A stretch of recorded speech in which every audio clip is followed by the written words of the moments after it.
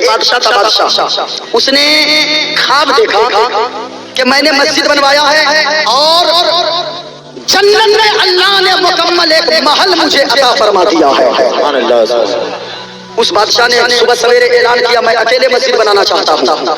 اس جگہ ایک لکڑہارا لکڑی کاٹنے والا بھی رہتا تھا، لکڑی جو کاٹ کے بیچتا تھا۔ وہ جانتے ہیں کیا کیا؟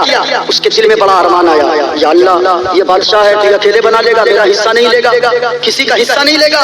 یہ گیا لکڑی کاٹنے، لکڑی کے بیچ میں ایک دو اینٹ رکھ لیا، بیچ میں بنڈل بنایا، سر پہ لادا، اور جہاں پہ اینٹ گٹی وغیرہ وہ گرا کے پتھر وغیرہ رکھا تھا نا، اسی جگہ پہ گیا، ٹھوکر پاؤں سے جان بوجھ کے لگا کے گر گیا۔ پوٹلی گری، وہ گٹھری گری، اس کے بعد گٹھری بکھر گئی، لکڑیاں وہ اینٹ جو دو گری تھی وہیں پڑی رہ گئی۔ اس نے باندھا، باندھنے کے بعد گھر گیا، بازار گیا، بیچ لیا لکڑیاں۔ بادشاہ جب دوسری رات سویا نا تو بادشاہ نے خواب میں دیکھا کہ میرا تو محل ہے ہی جنت میں، میرے سامنے ایک اور میری ہی طرح عالیشان محل بنا ہوا ہے۔ سبحان اللہ سبحان اللہ۔ ہاں جانتے ہیں، پوچھا کیوں، کس کا بنا ہے، کس کا بنا ہے؟ تو آواز آئی وہ کسی بادشاہ کا نہیں ہے، وہ کسی مالدار کا نہیں ہے، وہی لکڑی بیچنے والا کا ہے جس نے دو اینٹ تمہاری بنی ہوئی مسجد میں لگا دیا ہے۔ سبحان اللہ۔ ایک اینٹ اگر کسی نے حصہ لیا، ایسا نہیں ہے اللہ کے گھر میں کمی ہے، ایسا نہیں ہے، بلکہ ایک اینٹ ایک گٹی بھی اگر لگائے گا، ایسا نہیں اس کو ایک گٹی دے دے گا اللہ تعالیٰ وہاں قیامت میں میدان محشر میں یا جنت میں، نہیں، ایک اینٹ بھی لگائے گا حیثیت کے مطابق۔ بھائی اگر میری حیثیت 10,000 دے دیکھیے میں 10,000 دوں گا۔ کوئی اگر رکشہ چلاتا ہے اور وہ دن میں 500 روپے کماتا ہے، 500 میں 200 لا کر اگر مسجد میں دے دیا تو جتنا ثواب 10 لاکھ کے مالک کو 20,000 دینے میں اللہ دے گا۔ کیوں؟ یہ حیثیت کے مطابق 20,000 دیا ہے، وہ بھی حیثیت کے مطابق 200 روپے دیا ہے۔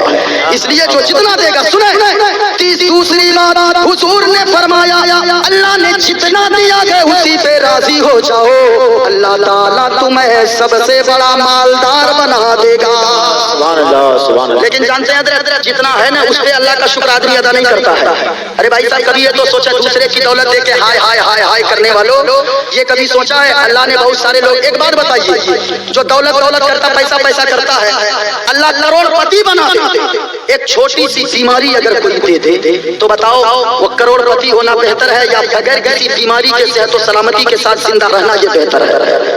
ارے بولیے نا بھائی، خوب کروڑ پتی اللہ بنا دے، لیکن اگر شوگر کی بیماری دے دے، کینسر دے دے، اگر کوئی ٹی وی کی بیماری دے دے، ہارٹ کا پرابلم دے دے، تو بتائیے وہ بہتر ہے یا غریب رہ کر صحت و تندرستی کے ساتھ زندگی گزارنا یہ بہتر ہے؟ یہ بہتر ہے۔ لیکن جو کچھ ہے اس پہ اللہ کا شکر لوگ ادا نہیں کرتے۔ ہاتھ سلامت ہے، کبھی اللہ کا شکر ادا کیا کہ مالک کتنے لوگ ایسے ہاسپٹل میں جس کے دونوں ہاتھ کٹے ہیں، کبھی یہ شکر ادا کیا مالک کتنے لوگ ہاسپٹل میں ہیں جن کے دونوں پاؤں کٹے ہیں، کبھی یہ شکر ادا کیا نہیں۔ مولا روم فرماتے ہیں، مولا روم فرماتے، سنیے گا، اور مولا روم کی ایک کتاب مثنوی شریف ہے، اس کتاب کو انگریز بھی پڑھتے ہیں اور اردو میں بھی ہے، ہندی میں بھی کر دی گئی ہے، فارسی میں تو ہے ہی، انگریز بھی پڑھتے ہیں۔ مولا روم فرماتے ایک بادشاہ تھا، بادشاہ اس کا ایک وزیر تھا، وزیر سے ایک دن بادشاہ نے کہا اے بادشاہ یہ بتاؤ، ارے میرے پاس اتنی دولت ہے، رات کو سوتا ہوں بستر پہ، جب تک نیند کی گولیاں نہیں لیتا ہوں تب تک ہمیں نیند سکون کی نہیں آتی ہے، لیکن وہ غریب مزدور جو میرے یہاں نوکری کرتا ہے وہ جہاں سوتا ہے کراٹے کی نیند لیتا ہے، کیا بات ہے، آخر وہ سکون میں کیوں سوتا ہے؟ تو سنیے گا، وزیر نے کہا بادشاہ یہ جو دولت ہے نا آپ کی، یہ دولت کی لالچ نے، ہوس نے آپ کی نیند کو اڑا دیا ہے۔ کہا وہ کیسے؟ کہا کہ بلائیے ایک جو نوکر ہے نا اس کو بلائیے، بلایا ایک گیٹ مین کو، ادھر آؤ۔ کہا بادشاہ ایسا کیجئے ان کو 100 سونا کا سکہ انعام میں دیجئے۔ بادشاہ کا حکم ہوا، اندر گیا، بولتا جاؤ دے دو، نوکر کو بلایا، وزیر اندر گیا، 100 سونا کا سکہ لایا، 100 سونا کے سکہ میں سے ایک سکہ نکال کے اپنی جیب میں رکھ لیا، 99 سونے کا سکہ 100 کہہ کے اس نوکر کو دے دیا جو گیٹ مین تھا، اس کو دے دیا۔ کہا کیوں؟ بادشاہ سلامت خیریت؟ کہا کہ تمہیں انعام میں بادشاہ نے دیا ہے، جاؤ۔ لیا، وہ تو جان رہا تھا 100 سکہ ہے، باندھا پوٹلی وغیرہ لیا، گلے پہ گردن پہ لٹکایا، گھر گیا، 10 بجے رات پہنچا، بیوی کو بیدار کیا، بیوی اٹھو، کیا پتا گئی गई 10 बजे रात में कहा रे आफत नहीं आई है, 100 सोना का सिक्का बादशाह ने मुझे इनाम में आज दिया है। क्या बात है। आओ बैठ के गिनते हैं। गिरा खोला, गिनती करने लगा, 1 2 3 4 5 6 7 8 9 10 20 30 40 50 60 70 80 99 तक पहुंचा, सिक्का खत्म।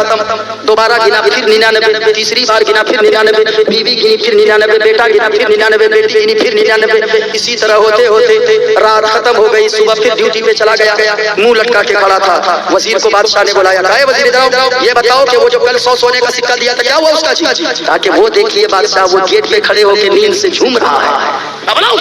बुलाया, क्यों सोता है जी? कहा क्या बताएं बादशाह, आपने जो मुझे 100 सोने का सिक्का दिया था, पता नहीं एक सिक्का कहाँ गिर गया। रात भर हम भी गिनते रहे, बीवी भी गिनती रही, बेटा भी गिनता रहा, बेटी भी गिनती रही, सब घर वाले रात भर गिनते रहे, लेकिन एक सिक्का मिला ही नहीं। सुबह की सफेदी नमूदार हो गई, रात भर सोया ही नहीं।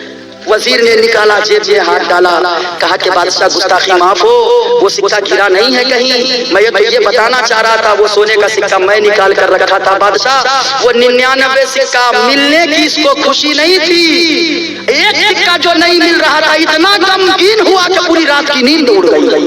यही हालत आपकी है, इतनी सल्तनत बड़ी मिल गई है, आपको सुकून नहीं है, वो नहीं है तो उसके लिए आपकी नींद खराब होती है, उसके लिए आप बेचैन होते हैं।